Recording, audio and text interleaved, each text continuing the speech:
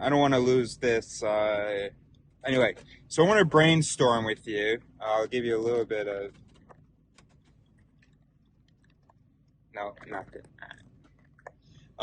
So I want to brainstorm with you easier ways. Well, I want to figure out an easier way to learn. And what I mean by that is not literally like a technique for learning, but more of a technique to be okay with learning. Uh, so, so I got a few ideas, and I'll throw those out there now, and then maybe and then we'll go back to sort of whatever the objective is. All right, so here's one thing. If I'm teaching someone something and they make a mistake, no sorry. You're not allowed to say sorry. You're not allowed to go like this. Oh, I like that. You may want to defend the going, okay, and maybe there's some, or maybe we just have to, outlaw it altogether because most of the time this is kind of unhealthy. I don't know. Okay. So no sorries. No displays of, oh, shame on me, oh my gosh, oh, I see what I've done, I'm a fool, blah, blah, none of that. So what I do with my students is I say learning. Learning, even if it's something you already knew. In this case, that means learning in the sense of that it becomes a part of my, shit. It's maybe a part of my knowledge somewhere in my brain. And now I'm integrating it more into my other judgments and reactions, reflexes, all that. Okay, so learning. All right, so that's one thing. Another thing, and what triggered this, what I was thinking about, what slapped this, was I was thinking about, so Neo, we just went by some sheep. Some sheep that I let chase the other day. Not chase, but, herd, I guess. Except he has no business herding them. He's never really herded. He's just following his instinct and he's doing what his instinct says. He doesn't actually know how to herd, which is actually great. I hadn't actually thought of how that's yet another example. The example I was thinking of was me. It reminded me of one time. I can let you out. Oh, shit. Sorry, buddy. I meant to go the other way. Shit, sorry. All right. Okay. Oh, no, that way. Go out that way. That way. Go. Okay, this way, Nia. Here. Yeah, go. Okay, or here. Okay, go. Go on. Go on. Go. Yeah. What about this? What about now? Okay. Neo, we're going this way. Whoa! Not in front of the vehicle. Alright, I gotta keep an eye on him. Oh, move! Hey, come on, let's go. Well, you just want to get back in? So, what were we saying? Oh, yeah, so I was thinking about me. And I remember when there was someone teaching, I had gotten this dog trainer who was accompanying me and giving me advice and stuff. And I remember this one time when, I guess we're already here. I remember this one time when I had Neo on a leash. There was another dog that he was whining about, he wanted to engage with, a little bit off in the distance. The dog sort of starts to go away. And so I thought, okay, Neo's gonna leave the dog alone now, or not, Neo's moved on. Don't go in front of the vehicle. Neo's gonna move on. And, sorry about this. I thought it was gonna be like a cool thing where I'm driving, and I thought about putting the dash cam, but that's on a time lapse. All right, we're here. Hold on, just give me 2 seconds.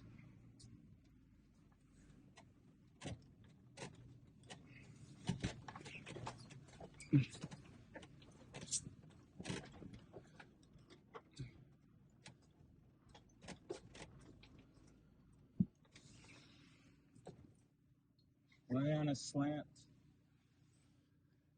That's good enough. That's fine.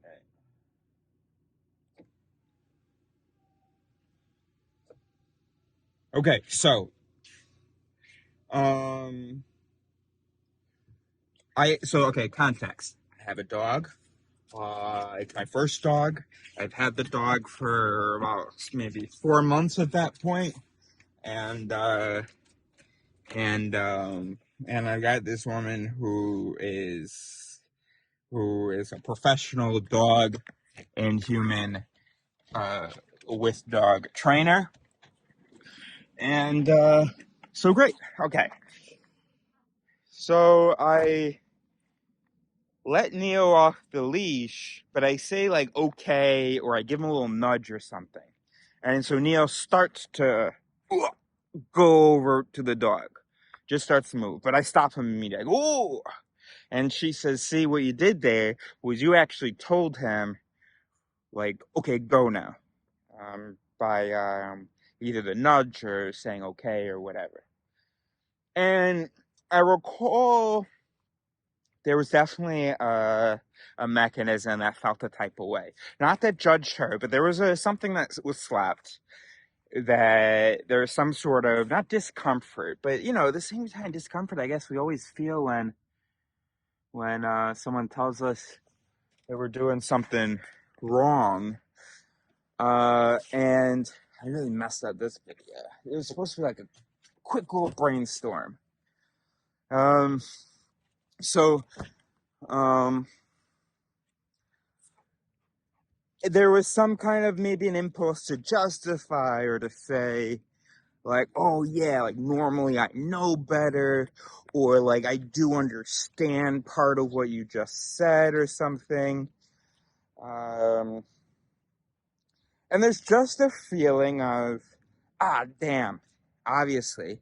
And also just forget any sort of, let's try not to rationalize the behavior, to rationalize the psychology of it, to pretend like our psychology is rational. Look, all I can tell you is that when I was thinking about it now, I recalled a certain feeling, a certain negative feeling or something when she said, so you basically told him, like, it's okay to, okay.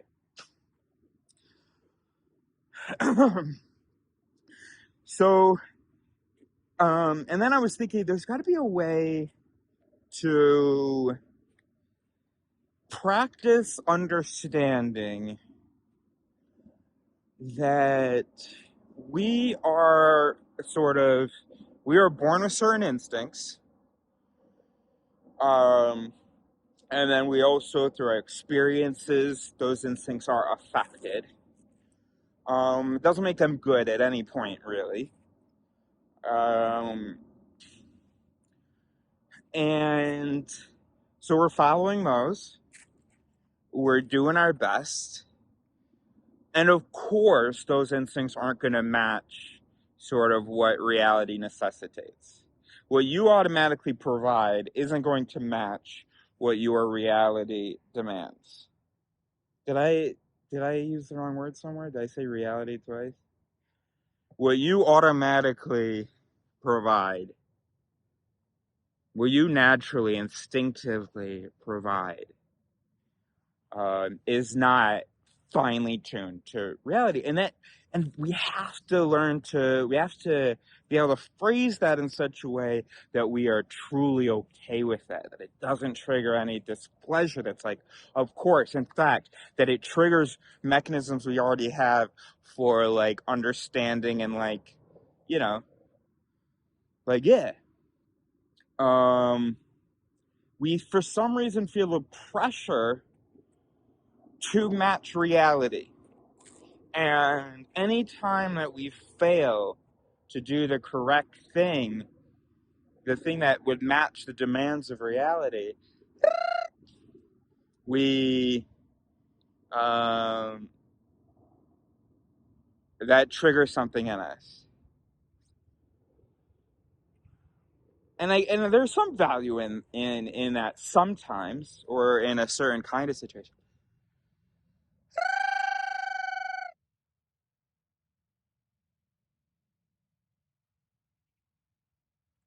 this nigga go? There's some kind of an importance to that. Oh shit, are there cows down there? But we don't need to. Yeah. So anyway, so the question before us is how to phrase the current state of things, which is that there is going to be a difference between what your instincts provide, or what your instincts do, or what you do, and what is asked of you.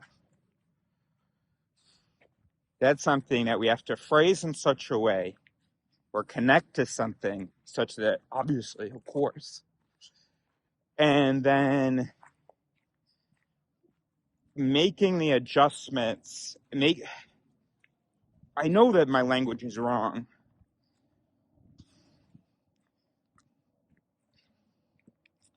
We just mustn't judge ourselves for what our defaults are. Fuck, where'd this nigga go? What are you doing all the way down there? Yo! What are you doing all the way down there? Where is he? Oh, there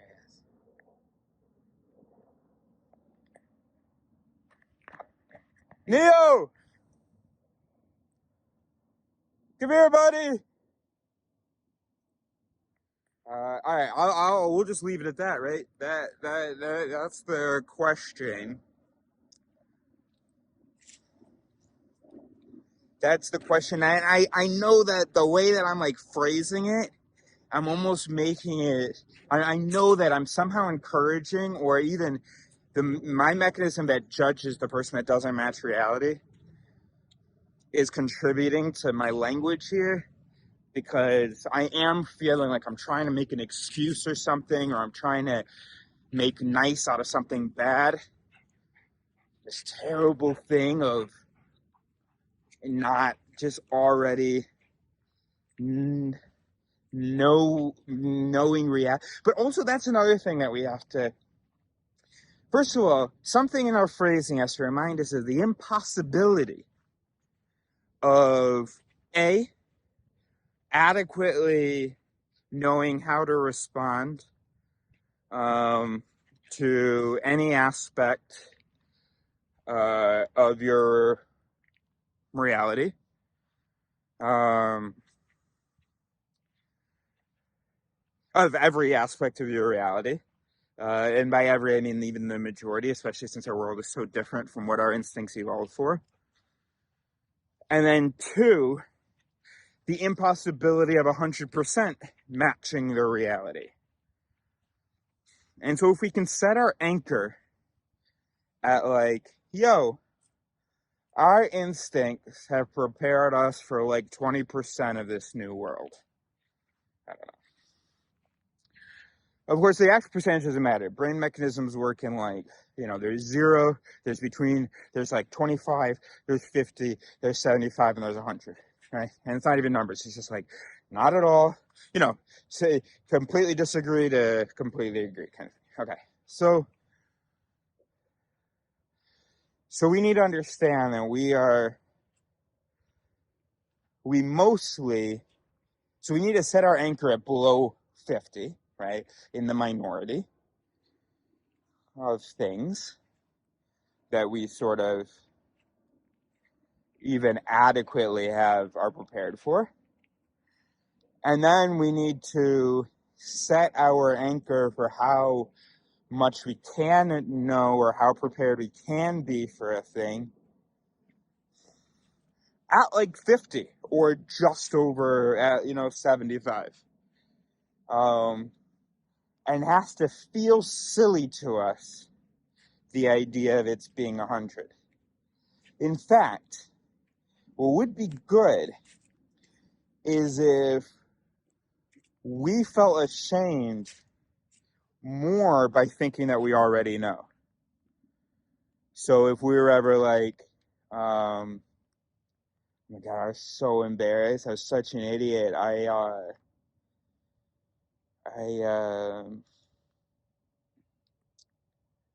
It's raining. Fuck. Let me think of this example, and then I'll go inside. I'll be done. Oh gosh, oh my gosh. So right now it's like, oh my gosh, I did this thing wrong. I feel like such an idiot. Okay. Then what it could be is like,